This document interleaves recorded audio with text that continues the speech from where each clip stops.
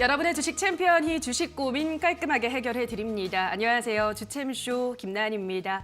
어제 치러진 20대 대통령 선거 결과 윤석열 당선인의 승리로 마무리가 됐습니다. 그러면서 오늘 우리 시장에서는 윤석열 관련주들이 상승세가 돋보입니다. 건설주들, 또 원전주들, 또 인터넷주들, 네이버, 카카오 상승폭이 지금 굉장히 두드러지고 있는 하루인데요. 오늘도 여러분들이 안고 있는 다양한 종목에 대한 고민 해결 도와드리도록 하겠습니다. 전화와 유튜브 댓글로 여러분의 고민 받도록 할 텐데요.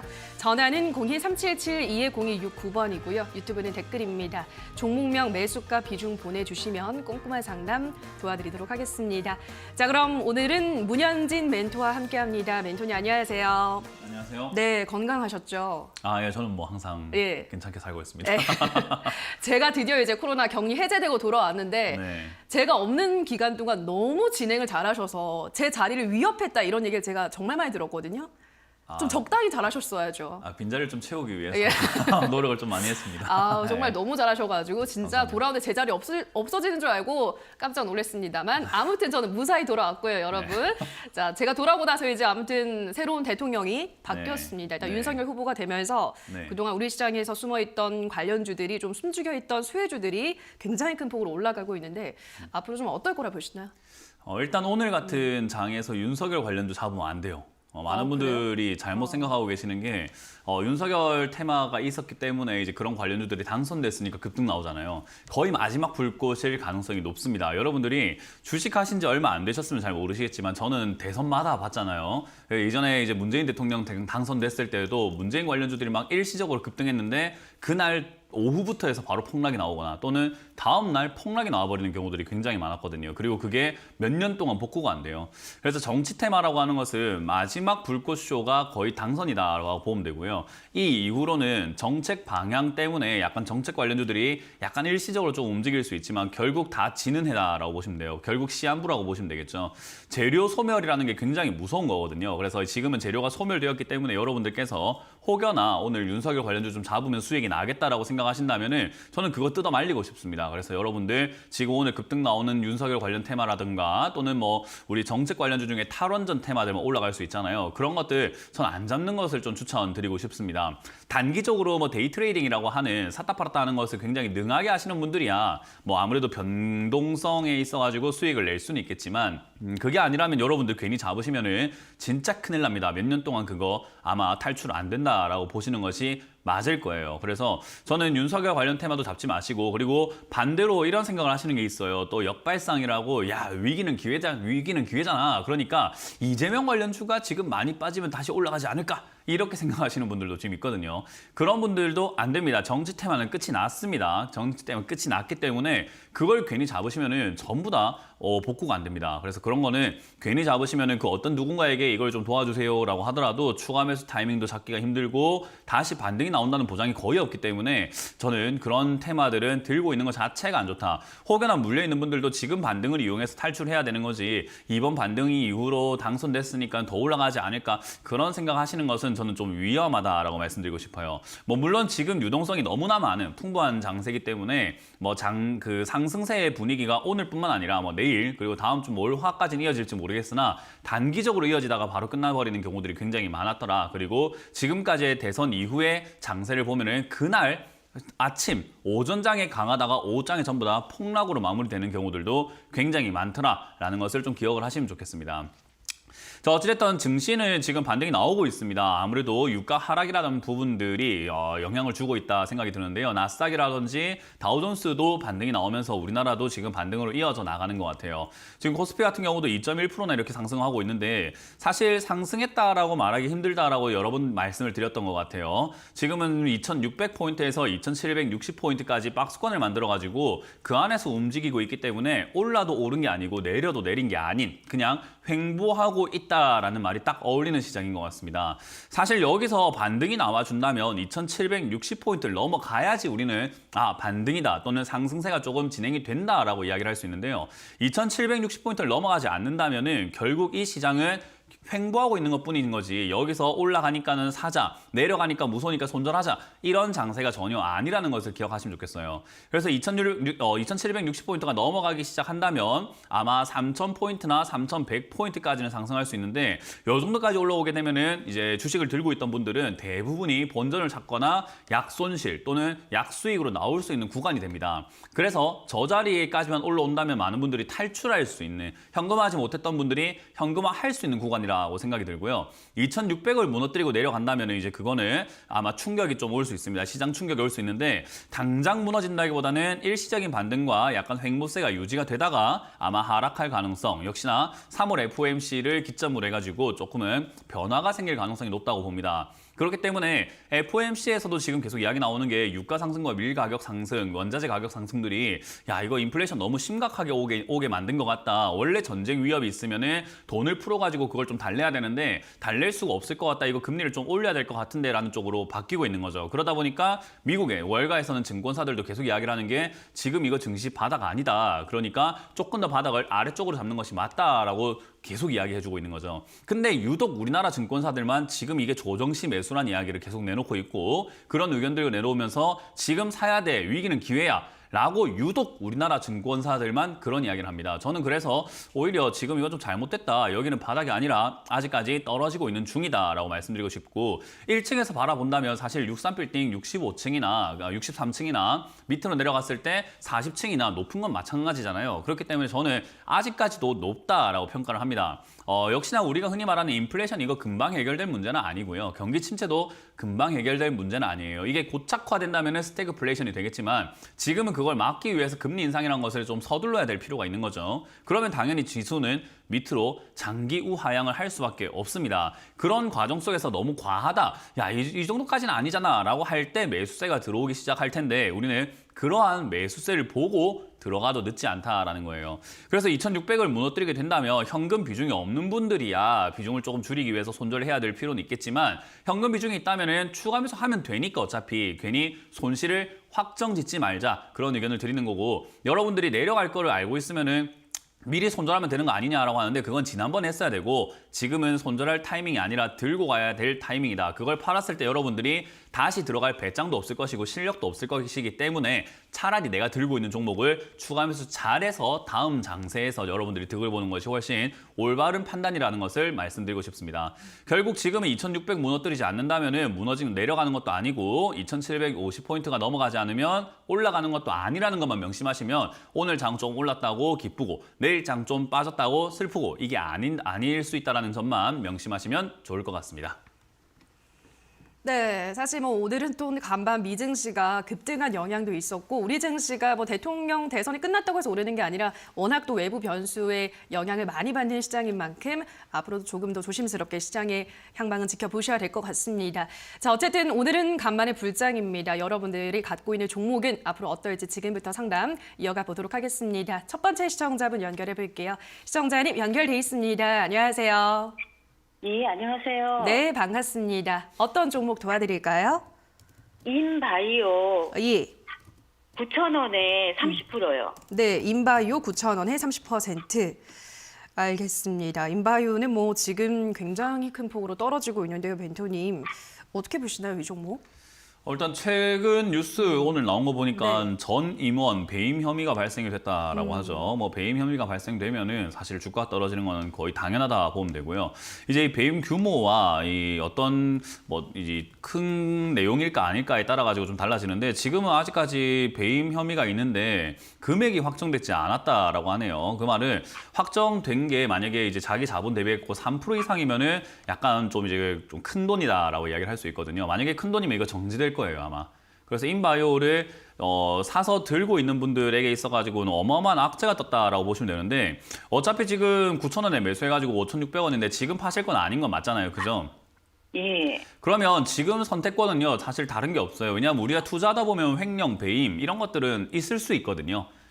누구나 만날 수 있는 거예요. 어떤 기업에서 어떻게 횡령, 배임이 뜰지 모르는 거잖아요, 그죠? 도둑들이 뭐 나 지금 여기 도둑할 거예요, 여기 뭐 훔쳐갈 거예요라고 말해주진 않잖아요, 그죠? 시청자님 댁에 만약에 도둑이 들어와가지고 TV를 훔쳐갈 건데 전날에 자, 제가 도둑놈인데요. TV 훔쳐갈 거니까 내일 좀 준비하세요. 이렇게 이야기하는 사람 아무도 없어요. 그죠? 불시에 가져가는 거예요. 그러니까 횡령 배임도 불시에 일어나는 거지 미리 알려지지 않는다라고 하는 거예요. 그래서 이거는 투자하다 보면 어쩔 수 없이 만나게 되는데 여기서 어떻게 할 것인가를 시청자님이 선택을 하셔야 돼요. 뭐냐면 지금부터 이게 정지될 가능성이 있거든요.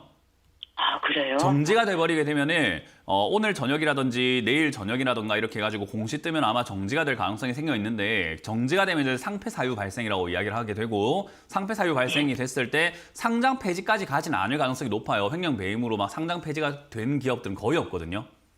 예, 그럼 없어지진 않네요. 없어지지는 않을 것 같은데 정지라는 것 자체가 더 이상 팔 수도 없고 더 이상 사지도 못하는 아무것도 못하는 장세예요. 예. 그러니까 그 위기를 내가 버틸 수 있다 하면 그냥 정지까지 그냥 당해버리는 게 맞는 거고요. 아, 나 그거 싫어요. 아우, 그래도 반이라도 내가 언제라도 팔 수 있는 게 좋은 거 아닐까요? 나는 좀 자유롭고 싶어요. 라고 한다면 지금이라도 사실은 손절하는 게 맞는 거예요. 근데 그게 어떤 게 맞는 판단이라고 제가 시청자님께 뭐 함부로 말씀드리기가 힘들다라는 거예요. 이해가 되세요? 아, 예. 어쨌든 기업 내에 범죄가 일어난 거잖아요. 네. 그러니까 그 상황에서 사실은 손절이 맞을 수도 있고 조금 가져가는 게 맞을 수도 있어요. 근데 어쨌든 횡령 배임이 있을 뿐이지 회사가 무너졌다든지 회사가 뭐 사업이 뭔가 좀 빠그러졌다고 하잖아요. 뭔가 무너졌다든지 뭐 삐끗했다든지 이런 건 아니에요. 아, 그래요? 그러니까 장기로 본다면은 탈출할 수 있는 그런 구멍은 있겠지만 어쨌든 악재가 발생한 건 맞다. 그래서 시간이 좀 많이 걸리게 되었다. 어쩔 수 없이 좀 돌아가게 생겼는데 정지 상태로 가져갈 수 있다면 저는 그냥 보유하셨다가 나중에 정지 풀리면은 추가 매수가 가능한지 체크해서 추가 매수해서 그냥 나중에 탈출하면 되거든요. 시간은 좀 걸리겠지만. 아, 예. 네, 그게 아니면 그냥 오늘 손절하자라는 의견을 드릴 수밖에 없을 것 같아요. 그래서 오늘 네, 현명한 알겠습니다. 판단을 좀 하셔야 될 것 같아요. 네, 감사합니다. 네, 고맙습니다. 네, 다음 시청자분 만나보도록 하죠. 시청자님 연결돼 있습니다. 안녕하세요. 안녕하세요. 네, 반갑습니다. 어떤 종목 고민이세요? 네, 스카이라이프 네. 만 30원에 30%요. 네, 만 30원에 30%. 알겠습니다. 스카이라이프도 우리 시청자님 매수하고 나서 또 계속 떨어지고 있는 구간인데요. 요거는 어떤 전략이 필요할까요? 그 주챔쇼 하기 전에 스카이라이프 광고 나오던데 네. 함부로 말해도 괜찮은지 모르겠네요. 괜찮아요. 광고주 아닌가요? 함부로 말하면 안 될 것 같긴 한데 어쨌든 스카이라이프라는 기업은 함부로 말할 그런 것까지는 없고요. 좋은 기업이에요. 좋은 기업인데 가격이 지금 높아가지고 걱정인 거지. 시청자님만 걱정인 거지. 사실은 들고 간다 조금 중장기 투자를 하겠다 했을 때 저는 그렇게 나쁘게 보진 않습니다. 왜냐하면 스카이라이프라는 게 지금 실적만 보더라도 계속 성장 중인 기업이에요. 그죠? 네. 거기다가 요즘에 캠핑 수요도 굉장히 많아지다 보니까 우리 위성통신 방송 이런 거 쓰는 게 스카이라이프잖아요. 그죠? 그래서 네. 뭐 우리 이동하면서 뭔가 TV를 본다든지 할 수 있는 관광버스 같은 데 TV 달려있는 거 보면 전부 다 스카이라이프 쓰고 있거든요. 거의 대부분이 네네. 그래요. 그 정도로 이게 영업이익이 상당히 좋아지고 있고 그리고 스카이라이프 쓰는 사람들도 꾸준히 써요. 네. 요즘에는 뭐 역시 위협적인 그런 방송들 뭐 넷플릭스라든지 스트리밍 서비스들이 굉장히 많아진 건 맞는데 그래도 여기를 쓰는 그 기업들도 굉장히 많고 꾸준히 쓸 수 있는 수요가 있다는 거예요. 제가 안랩을 좋게 보는 이유가 안랩도 공기관에서는 굉장히 V3 그 바이러스 하는 거 있잖아요. 그걸 네네. 공공기관에서는 굉장히 많이 써요. 그런 것처럼 얘들도 결국은 쓰는 기업들이 굉장히 많다라고 이해를 하시면 되거든요. 그래서 꾸준히 네. 수요가 있을 거예요. 대신에 이 꾸준한 수요가 있다는 것은요. 좋을 수도 있는데 나쁠 수도 있어요. 뭐냐면 성장이 없다라는 거예요. 뭔가 급변을 한다든지 뭐 변화가 엄청나게 생긴다든지 신사업이 생긴다든지 신기술이 만들어진다든지 이런 거보다는 꾸준히 판단하는 개념이 있거든요. 그래서 네. 이런 기업들은 언제 좋냐면 다른 기업들이 좀 안 좋을 때 좋아요. 얘는 그 자리에 있었는데 딴 애들이 막 빛나면 어때요? 우리 예를 들어가지고 흰색 사이에 회색이 있으면 되게 어둡잖아요. 그죠? 네. 근데 검은색 사이에 회색이 있으면 되게 밝아요. 그죠? 회색은 네. 처음부터 회색이었는데 그냥 주변 환경이 어떻게 바뀌느냐에 따라서 좋아 보이기도 하고 나빠 보이기도 하는 것처럼 스카이라이프가 딱 그런 기업입니다. 지금은 눈에 띄지 않아요. 근데 경기가 안 좋아지면은 얘는 눈에 띄게 됩니다. 근데 지금 인플레이션과 경기 침체 이야기 굉장히 많이 나오고 있고 실제로 우리가 체감이 되는 게 지금 경기가 많이 안 좋다는 건 누구나 느끼고 있거든요. 자영업자도 힘들고 중소기업 지금 많이 무너지고 있고요. 그 말은 얘는 가만히 들고만 있으면 아까 말한 것처럼 주변이 하얀색이어서 보이지 않았는데 점점 주변이 검은색이 되니까 얘만 밝아 보이게 됩니다. 그때 주가가 올라갈 기업인 거예요. 이해가 되죠? 그게 언제쯤 돼? 그거를 제가 어떻게 합니까? 그거를 언제쯤이라는 그 질문은요. 이 상담하는 분들이 언제쯤이라는 질문을 하면 안 돼요. 예, 여기 그런 거 같았으면 주식 전문가라고 안 하고 주식 점쟁이라고 하죠. 예, 그거는 이상한 거예요. 질문이 이상한 거예요. 아시겠죠? 요거는 어찌됐든 분위기 자체가 7,000원까지 이렇게 내려갈 수 있다 생각하시면 되고요. 내려갔다가 10,000원까지 올라가는 거는 사실은 별 의미가 없는 그 아주 당연히 올라갈 수 있는 자리라고 보시면 되고요. 그러면 시청자님께서 하실 수 있는 방법은요. 7,000원까지 내려왔을 때 이제 더 이상 빠지지 않는다고 생각한다면 지금은 계속 빠지고 있잖아요. 그죠? 네. 7,000원쯤에서 더 이상 빠지지 않는다면은 추가 매수를 좀 진행을 하시는 게 좋아요. 이거는 비중을 한 50%까지 늘리셔도 괜찮은 기업이거든요. 네네. 네, 그래서 7,000원이라든지 그 이하에서는 자리를 잡을 때 더 이상 안 빠질 때 비중을 더 늘리셔서 가져가 보자. 일단 수익을 내는 데까지는 추가 매수가 됐다라는 가정하에서는 한 1년 안에 수익 내는 게 그렇게 어렵진 않을 것 같습니다. 네, 알겠습니다. 네, 오 하지 마시고 아시겠죠? 1년이라고 너무 딱 단정 짓지 마시고 그 정도의 기간 한번 잡아보고 생각하자는 거예요. 항상 보수적으로 말씀해 주셔가지고 네. 되게 기쁘네요. 아, 이건 좋아요. 예. 좋은 기업이니까 가져가세요. 이 광고주라서 하는 그런 이야기가 아닙니다. 네, 네, 알겠습니다. 고맙습니다. 네, 다음 전화 가보도록 하겠습니다. 시청자님 연결돼 있습니다. 안녕하세요. 네, 안녕하세요. 네, 반갑습니다. 어떤 네, 종목 수고 고민? 많으십니다. 네, 어떤 종목 네, 도와드릴까요? 저는 오리온이고요. 예. 오리온.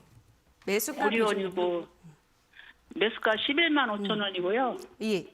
예, 또 비중 많은데 50% 정도 돼요. 11만 5천 원에 50%. 네, 네. 알겠습니다. 네, 지금 많이 빠지는데 예. 좀 이렇게 뭐 그렇게 많이 빠지는데 이게 좀 언젠가는 네. 이 가격은 올 수 있는가 좀 전문가님한테 네. 좀 여쭤보려고.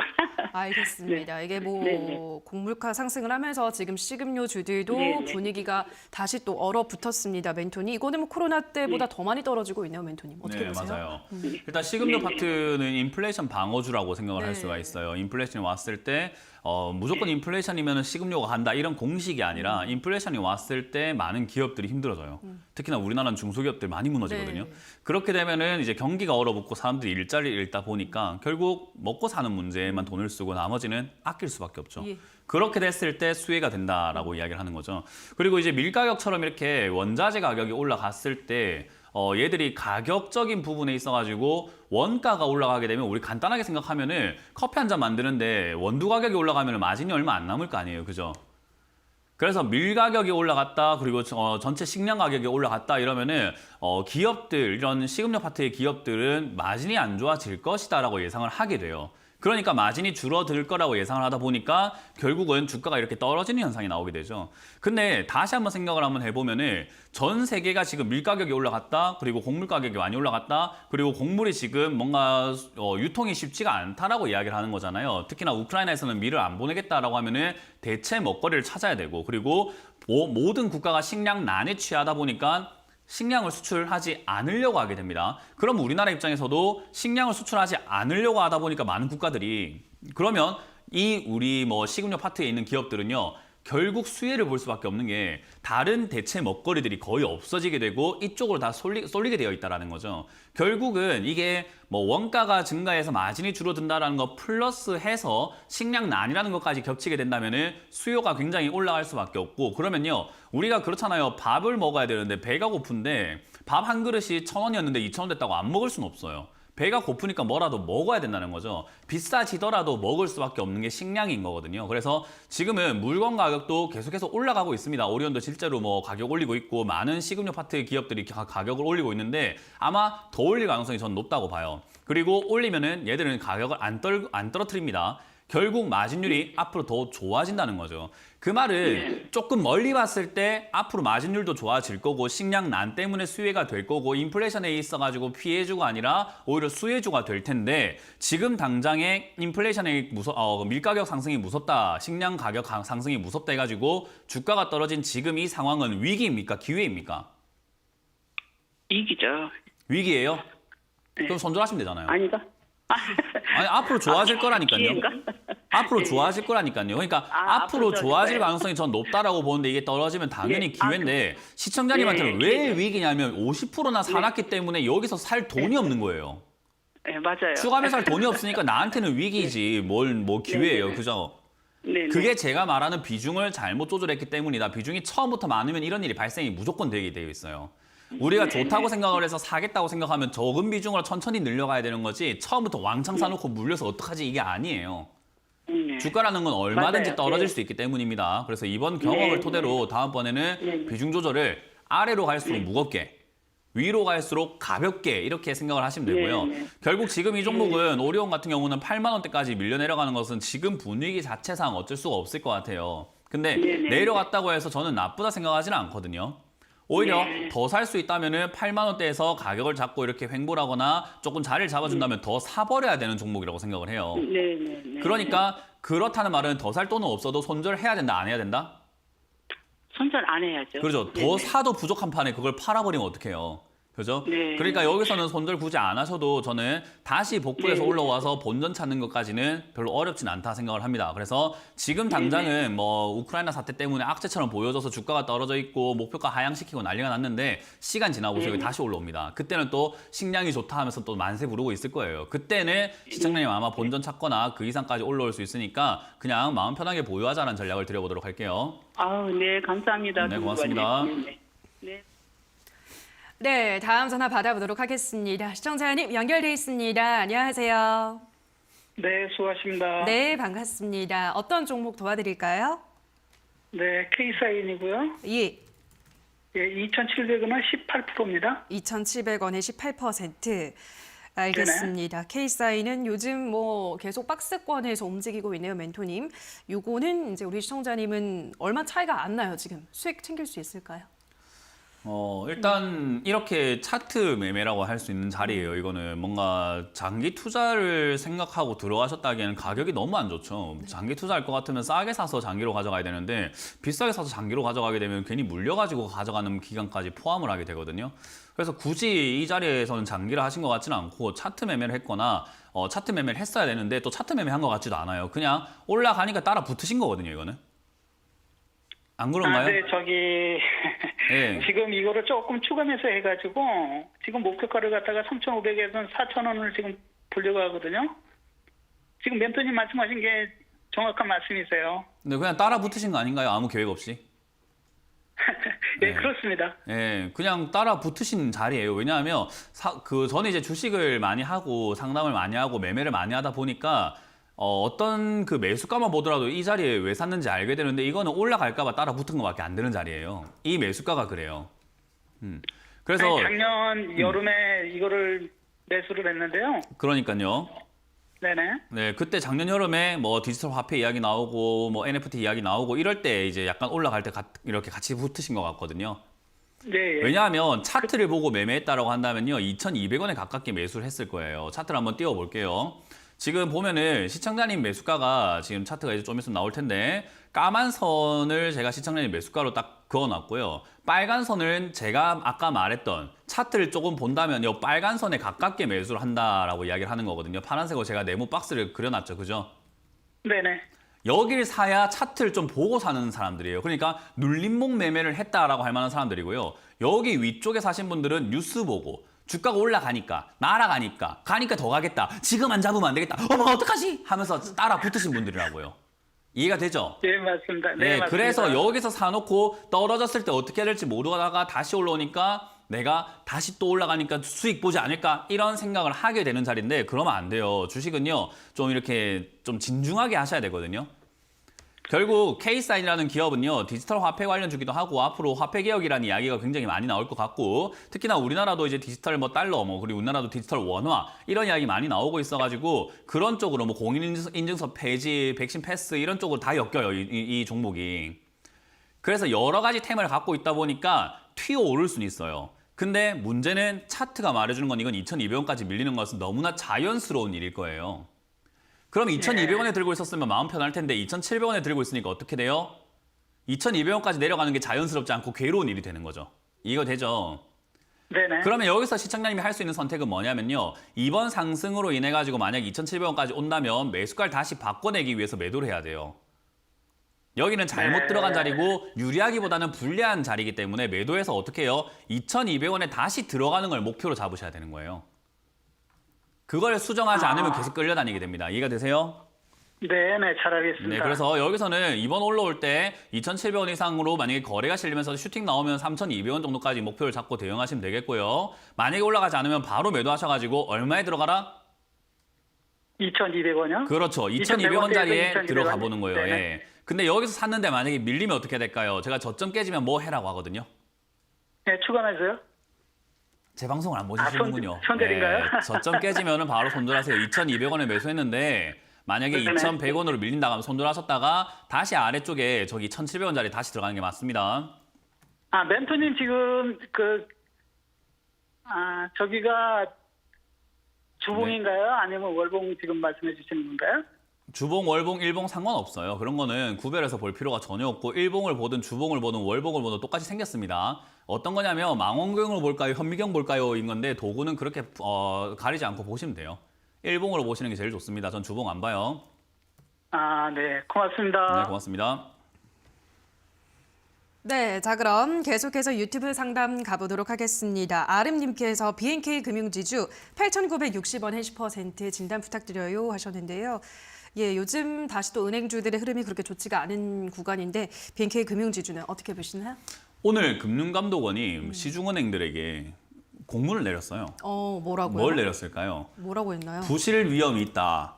그러니까 부실 충당금, 너희 돈 좀 마련해놔라. 지금 부실 위험이 있다라고 하거든요. 왜 부실 위험이 생기냐 했을 때 금리 인상 때문에 그래요. 제가 늘 말했던 건데 지금 가계부채와 뭐 기업부채가 별거 아니다라고 볼 수 있거든요. 맞아요. 빚을 내놓으면요. 별거 아니에요. 지금 여러분들 당장 이 방송 보고 계시는 분들요. 방송 지금 이거 끝나자마자 바로 어디 카드사 현금 서비스 최대로 받고요. 빚 다 땡겨 받아가지고 여러분들 할 수 있는 한도 내까지 모든 대출 다 받아가지고 빚을 내는 거 아무 문제 없습니다. 내면 돼요. 근데 그거 이제 감당됩니까? 나중에 뭔 일 터지면 그거 엄청나게 크게 다가오게 되는 게 빚이라고 하는 부분인 거죠. 이 부채라고 하는 부분에게 가장 큰 영향을 줄 수 있는 게 바로 금리 인상이거든요. 그러니까 금리 인상을 하게 되면은 부실대출 위험이 있다는 건데 왜 부실대출 위험이 생깁니까? 지금 우리 집이라고 하는 부분들을 산다고 많은 분들이 대출 받으셨을 텐데 집값 생각 한번 해보세요. 지금 10억입니다. 뭐 10억이 나오는 게 뭐예요? 뭐 7억, 8억, 10억인데 대출 6억만 받는다고 하더라도요. 일반 직장인들이 10년 평생 모아가지고 돈을 얼마나 모을 것 같아요? 10년 모아서 6억 모읍니까? 안 될걸요. 굉장히 모으기 힘든 돈이에요. 그 말을 힘들게 모아서 집을 사야 되는 게 아니라 대출받아서 내 평생에 있는 돈들 다 끌어와가지고 집을 샀단 말이에요. 그 말은 어떻게 되냐면은 내가 4, 50년 또는 길게는 80년 동안 노동을 해서 이자와 빚을 갚아야 되는 돈이에요. 근데 80년, 90년, 막 70년 동안 노동한 사람이 어디 있을까요? 보장이 되어 있습니까? 중간에 일 그만둘 수도 있고 이직할 수도 있는 거 아니겠습니까? 그런 여러 가지 변수들이 문제라는 거죠. 결국 금융권은 지금은 금리 인상이라고 하는 부분이 생기면은 집을 사기 위해서 대출받은 사람들이 부실해지게 됩니다. 그게 지금 걱정인 거죠. 주가가 더 이상 올라가기가 버겁다라고 해석하시면 되겠고요. 지금 당장은 반등 나올 때 매도하시는 것이 저는 맞다 생각을 합니다. 헤드앤숄더 만들 가능성이 높다 생각이 드니까요. 8,000원대에 가깝게 올라오면 매도하시고 저는 금융주는 보지 말자라는 전략을 드려보도록 하겠습니다. 네, 다음 댓글은 DDDKKK님께서 유비케어 6,700원에 10% 계속 들고 갈까요? 항상 감사드립니다. 라고 하셨는데요. 요거 계속 들고 가는 거 어떻게 보세요? 일단 매수가가 그렇게 나쁘지 않고 실적이 나쁘지 않게 나오고 있는 기업이에요. 그러니까 96억에서 130억까지 영업이익이 늘어나고 있고요. 더 거기다가 지금 의료기기 관련주라든가 의료정보 플랫폼 이런 관련주들은요. 움직일 가능성이 매우 높아요. 그래서 지금 당장에 뭐 저는 주가가 이렇게 내려와서 우리 아까 전에 설명했던 뭐 K사인 때 설명해 드렸는데 차트 매매로 봤을 때 굉장히 좋은 매수가를 잡으셨고 나쁘지 않다 생각을 합니다. 그래서 이거는 좀 들고 가시는 걸 추천드리고요. 아까 상담한 것 중에 오리온 비중 50%라서 제가 비중이 많으면 안 된다라고 했잖아요. 비중 10% 매우 잘했습니다. 그래서 이 자리는 떨어지면은 오히려 5,000원에 가깝게 추가 매수 해버리면 되는 자리예요. 좋은 기업이니까 주가가 떨어지는 게 절대 나쁜 게 아니거든요. 그 말은 이 자리 10% 잘 들어가셨고 만약 밀린다고 했을 때 저점 깨지면 손절을 해야 되지만 이 종목은 그냥 가져가는 스윙 투자로 가는 게 낫겠다. 그러니까 단타로 손절 라인 잡아놓고 뺐다 샀다 이게 아니라 그냥 내려갈 때 더 묵직하게 그냥 추가하면서 하는 게 낫겠다 생각이 합니다. 그래서 5,000원에 가깝게 비중을 30%까지 늘려보자. 그래서 보유를 한번 해보자는 전략을 드려보겠습니다. 네, 다음으로는 유영순 님께서 극동유화 5,480원에 15% 추가 매수해서 이 가격인데 대응법이 궁금합니다라고 하셨는데요. 뭐 유가 상승에 수혜주로 올라가다가 이제 간밤에 유가가 오늘 좀 급락을 했죠. 그러면서 오늘 개파락을 하고 있는데 극동유화 어떻게 해볼까요, 멘토님? 유가가 저는 더 여기서부터 더 올라갈 것 같진 않아요. 이제는 좀 막을 것 같다 생각을 네. 좀 많이 하거든요. 왜냐면 그걸 못 막으면 이제 만약에 유가가 140달러 선 넘었고 막 160달러, 170달러 이렇게 올라가잖아요. 그럼 금리가 진짜 미친 듯이 올라갈 거예요. 네. 그러면은 진짜로 전 세계가 아작이 난다라고 할 만한 표현을 그 정도예요. 그러니까 금리가 올라가지 않을 정도로 유가는 적정선을 이제 맞춰줘야 되거든요. 네. 그럼 맞춰줘야 되는 상황이기 때문에 이거는 전 세계가 나설 가능성이 높아요. 더 이상 그 유가가 더 이상 날뛰지 못하게요. 그래서 이렇게 되면은 결국 유가가 더 크게 많이 못 간다라고 하면은 변동인만 조금 있을 뿐이지 뭐 엄청나게 치고 가긴 힘들다라고 볼 수 있겠죠. 뭐 어쨌든 테마성으로 뛰어오르는 것은 굉장히 능한 종목이에요. 우리가 이런 걸 표현을 할 때 주식시장에서 전문가들이 표현할 때 끼가 있다라고 표현을 하는데 이 종목은 뛰어오를 때 그냥 한 번에 상한가 빵 말아 올리는 그런 힘은 있기 때문에 사실 들고 있을 때 본전 또는 본전 이상에서 한번 나올 기회는 있을지 모르겠으나 너무 큰 기대를 하지 않는 게 좋다라고 말씀드리고 싶은 거죠. 결국 이 종목은 여기서 자리를 잡는다면 시간이 조금 지났을 때라도 한번 더 올라갈 수 있는 기업이에요. 왜냐하면 기업이 좋거든요. 그래서 저는 일단은 나쁜 기업은 아니다. 그래서 일단 보유는 하시되 추가 매수해서 매수가 지금 별로 낮추지도 못하고 비중만 많아졌죠. 그래서 많이 후회하고 계실 텐데 3,500원이 된다면 비중을 30%까지 그냥 늘려버리세요. 그럼 매수가가 아마 4,500원대로 떨어질 겁니다. 그럼 급등이 안 나와도 본전 탈출이 가능할 거예요. 그렇게 상태를 조금 만들어보자라는 전략을 드려보도록 하겠습니다. 네, 다음으로는 이번에 김효정님께서 뉴플렉스 5,500원에 10% 향후 대응 알려주세요라고 하셨는데요. 뭐 지금 가격이랑 큰 차이는 안 나는 구간이고 여기서 이제 어떻게 한번 전략을 세워볼까요?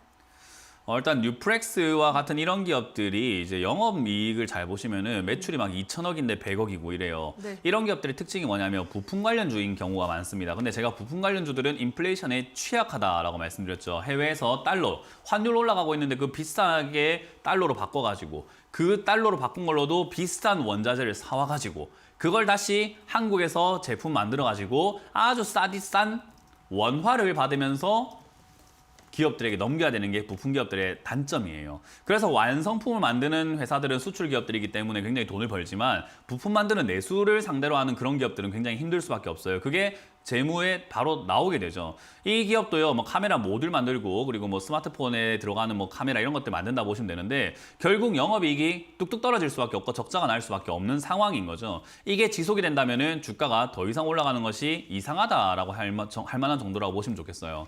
그래서 지금 당장에 이 기업이 여기서 더 올라갈 겁니까라고 하면은 저는 글쎄요, 별로 안 좋은 상황인데 왜 들고 가시고 향후 대응을 알려달라고 하시는 건지 그리고 웃을 정도의 상황은 아닐 텐데 웃고 계시는 게 참 좀 긍정적인 분이시구나.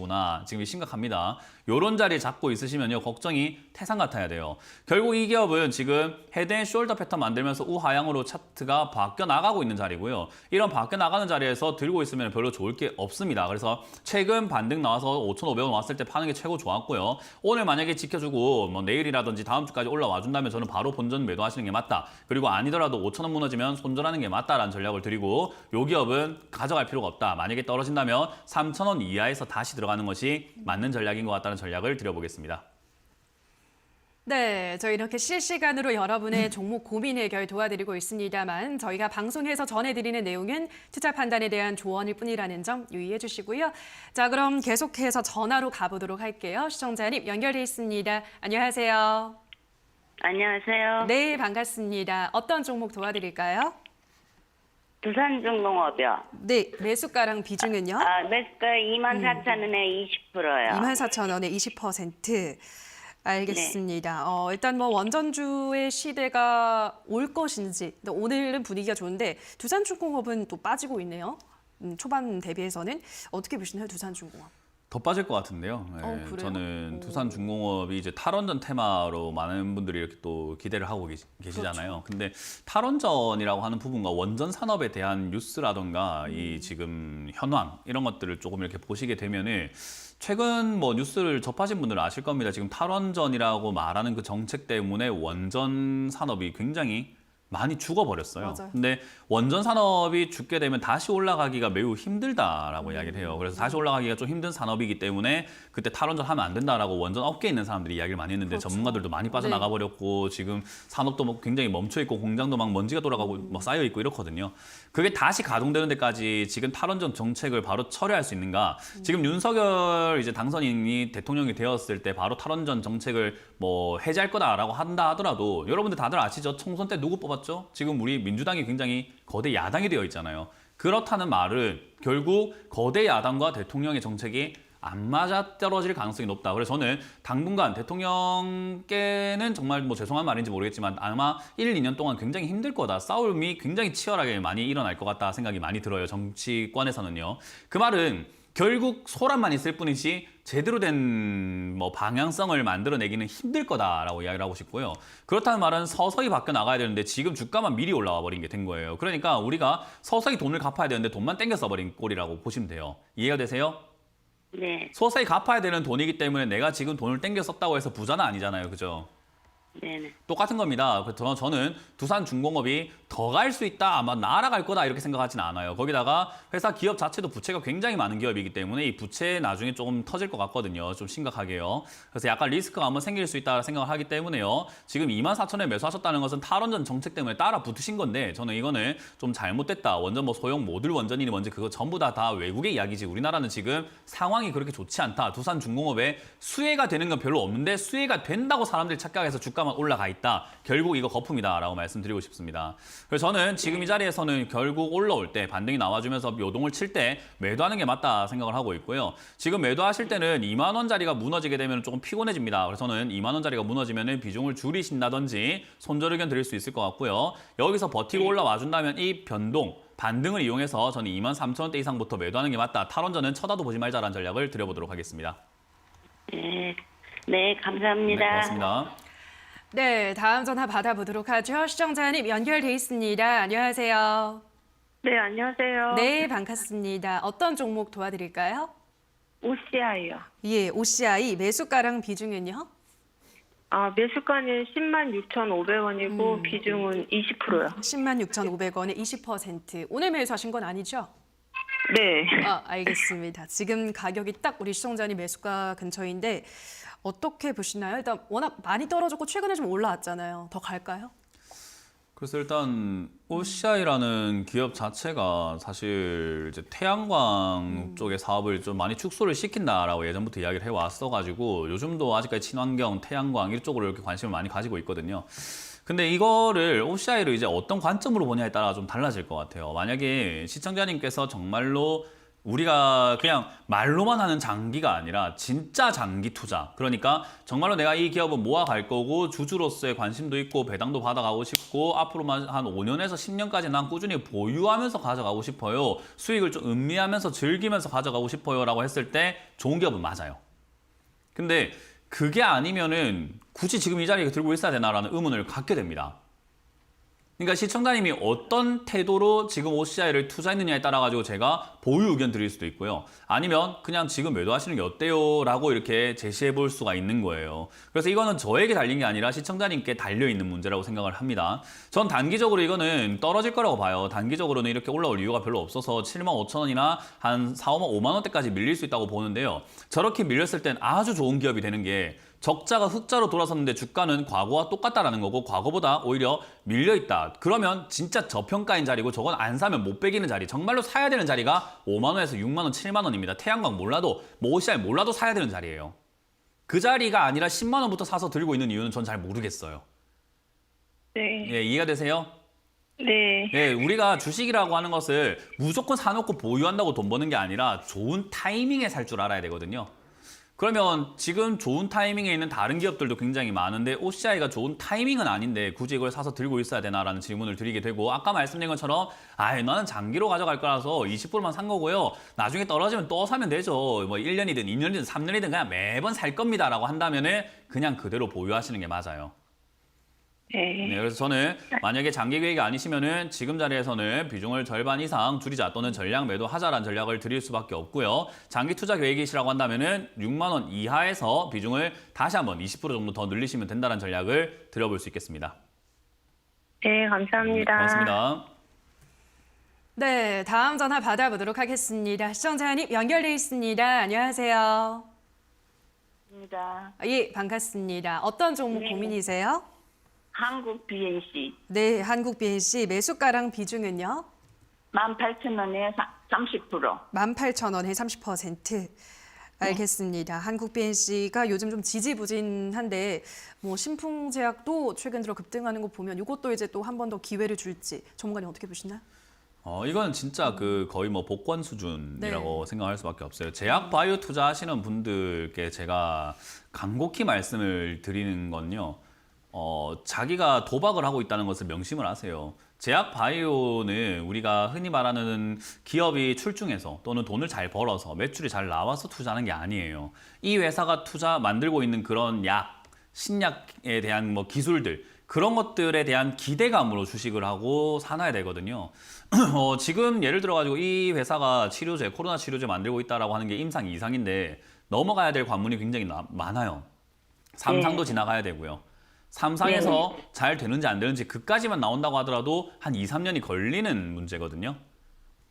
그 말은 2, 3년이 걸리는 과정에서 잘 될지 안 될지는 모르는 상태로 2, 3년 동안 투자를 해야 되는데 주가가 가만히 있진 않아요. 2, 3년 동안 또 요동을 치면서 별일 없으면 계속 내려가는 거예요. 그러다가 이 2, 3년 뒤에 만약에 삼성 결과가 좀 좋다. 그런 이야기 나오게 되면 또 급등이 나오고 3상 들어가기 전에 3상 들어갈 거다 이러면 또 급등이 나오고 근데 그 전에 만약에 2상에서 뭔가 효과가 입증을 못했다 이러면 폭락이 나오는 거예요. 그냥 그런 기업을 투자하고 계시는 거거든요. 그래서 그걸 알고 투자하고 계시는 거면 제가 뭐 말릴 수는 없어요. 그걸 잘 알고 계신다고 한다면. 근데 그게 아니면은 지금 왜 여기 계시죠라고 이야기할 수밖에 없어요. 네, 멘토님. 그런데 네. 제가 아무런 것도 몰라요. 그럼 매도하세요. 모르고. 예, 그러면 그런데 지금 이게 더 아래로 내려가는 그냥 매도하세요. 아래로 내려가고 아니고가 아니고 지금 이게 무슨 네네. 이야기냐면은 시청자님이 지금 여기 강원랜드 아세요? 카지노 하는데 네. 예, 그 카지노 하는데 아무것도 모르고 들어오셨는데 제가 카지노 지배인이에요. 그러면 네. 카지노에 돈 벌려면은 아유 들어와서 그냥 여기서 마음껏 하고 가세요라고 하면 되는데 시청자님 생각한다면 빨리 돌아가세요라고 할 수밖에 없어요. 뭘 알아야 여기서 뭘 하죠. 알아도 돈을 잃는 곳인데. 그죠? 그럼 지금 저는 그냥 지금 전략 매도하시는 게 맞다고 봅니다. 이 정도 손실 큰 거 아니에요. 더 크게 손실 날 수 있는 거 지금 막을 수 있는 겁니다. 그냥 전략 매도하시고 주식을 좀 안 하시는 걸 추천드릴게요. 이렇게 하시면 안 돼요. 네, 알겠습니다. 네, 돈 바로 빼세요. 이거 고맙습니다. 하고 나시면 바로 현금으로 빼세요. 네네. 네. 네, 다음 전화 가보도록 하죠. 시청자님 연결돼 있습니다. 안녕하세요. 네, 안녕하세요. 네, 반갑습니다. 어떤 종목 도와드릴까요? 아, 예, 만도요. 만도 매수가랑 비중은요? 62,000원에 25%요. 62,000원에 25%. 알겠습니다. 아, 만도도 뭐 계속 살아날 기미를 일단은 안 보이고 있는데요, 멘토님. 어떻게 볼까요? 62,000원 매수가? 시간 투자하시면 돼요. 네. 네, 시간 투자를 좀 많이 하시면 돼요. 최소 한 4, 5년 잡을까요? 네, 방법이 없습니다. 어쩔 수가 없어요. 일단 자동차 관련주를 투자하신 분들께 제가 드릴 수 있는 말은요. 잘못 사셨어요. 지금 2021년 이렇게 막 올라왔을 때 사신 분들 현대차뿐만 아니라 자동차 부품 관련주 사셔가지고 지금 물려 계시는 분들께 제가 드릴 수 있는 말은 정말 잘못 사신 거고 돌이킬 수 없는 강을 건너버렸다라는 이야기를 하고 싶어요. 그래서 지금은 뭐 더 이상 방법이 없습니다. 그냥 손절도 손실이 너무 큰 상태고 그렇다고 손절할 만한 기업은 또 아니기 때문에 손절할 만한 기업이 아니라는 것은 결국 시간 투자만 좀 하시면 되거든요. 그 시간 투자라는 게 4, 5년이라는 그 시간이 걸려 있을 뿐이에요. 그 안에만 안 파시면 돼요, 그냥. 그러면 본전 탈출할 수도 있고 오히려 추가 매수할 자금이 있다면 4, 5년 안에 추가 매수할 타이밍이 한번 나오거든요. 네, 그때 추가 매수해서 매수가 낮추면 4, 5년이 아니라 뭐 3, 4년 안에도 탈출이 가능한 거죠. 근데 지금은 방법이 없어요. 자동차 테마는 굳이 잡으실 이유가 저는 없었다고 보거든요. 네. 그래서 지금은 결국 내려가는 상태고 반등이 나온다 하더라도 지금은 54,000원까지는 올라올 수 있는데 그 이상 올라가기엔 조금 버거워 보인다. 그래서 54,000원까지 왔을 때 가능하시면 비중을 좀 줄이시는 것도 하나의 방법이고요. 시간 투자가 가능하시다면 그냥 35,000원대까지 그냥 가져가시는 게 저는 맞다고 봅니다. 뭐 많은 분들이 이런 이야기를 해요. 35,000원까지 빠지면은 뭐 지수가 망했고 경제가 망했다는데 아닙니다. 35,000원까지 빠져도 아무 문제 안 일어나고 기업은 잘 돌아가고 있습니다. 그냥 돈 잘 버는 기업이 쌀 뿐이에요. 돈 잘 버는 기업이 굉장히 싸게 주가가 내려갔을 뿐입니다. 그래서 매수해도 괜찮은 자리이기 때문에 오히려 35,000원까지 내려갔을 때가 기회가 된다. 지금은 추가 매수 안 된다라는 의견을 드리고 54,000원 시 반등 시 매도 35,000원까지 떨어지면은 추가 매수를 해봐도 좋겠다라는 전략을 드려보도록 하겠습니다. 네. 고맙습니다. 네. 네, 자 여기까지 오늘도 많은 분들의 상담 도와드렸습니다. 오늘도 꼼꼼한 상담 도와주신 멘토님과 먼저 인사를 나누도록 할게요. 멘토님 고맙습니다. 네, 수고하셨습니다.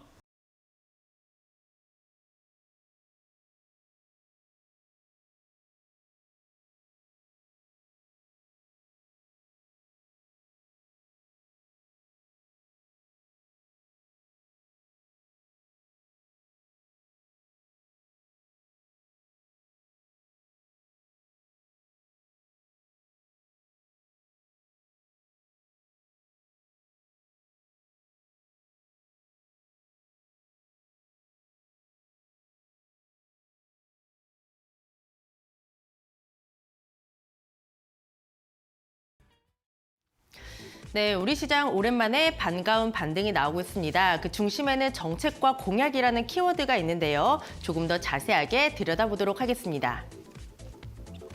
네, 대표적인 리오프닝 관련주들, 여행, 항공, 엔터주들이 오늘 강한 흐름을 연출하고 있습니다.